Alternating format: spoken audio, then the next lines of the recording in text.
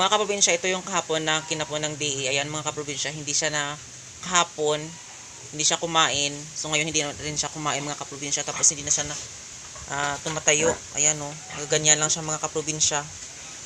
So dati guys, mga kaprobinsya, nung nag-vlog ako nung isang taon mga kaprobinsya, meron din kaming kinapon dito na barako. Pero isang isang kainan lang hindi siya kumain. Pero ngayon dalawang kainan ng mga kaprobinsya hindi siya kumain. Hanggat ngayon mga kaprobinsya hindi naman siya umiinom ng tubig. Ayan. Iwan ko mga kaprobinsya kung anong nangyari dito sa kanya. Pero okay naman din mga kaprobinsya nung kahapon na siya kinapon kasi meron naman siyang antibiotic, mga gamot mga kaprobinsya na binigay yung day sa kanya. So, ayan.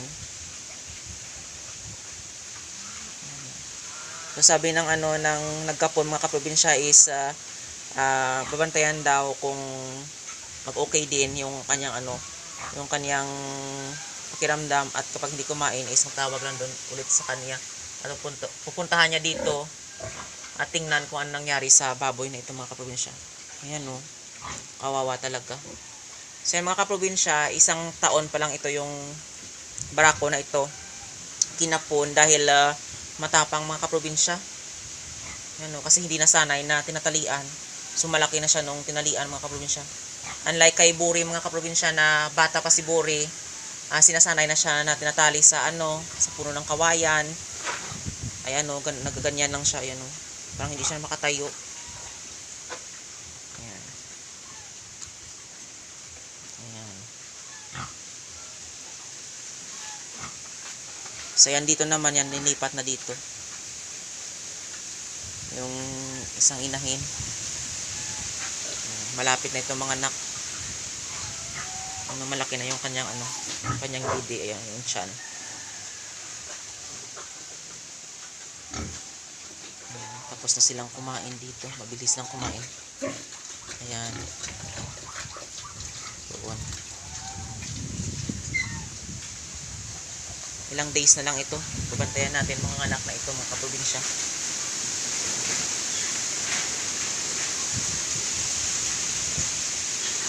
At dito naman, ayan, malapit na itong i-dispose.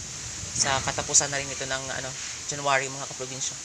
Ayan, kung sinong gusto bumili dito ng biik, ayan o.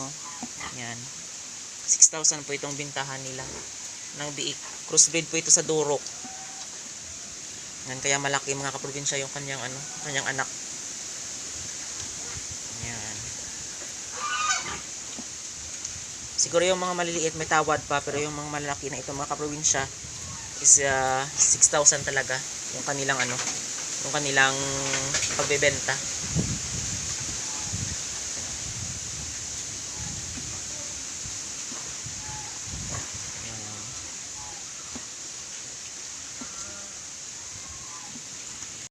So yan mga kaprobinsya, dito naman tayo ngayon sa baba.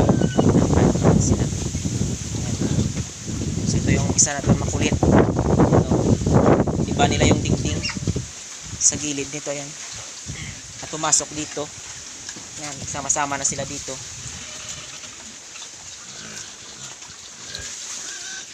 Yung dalawang maliit.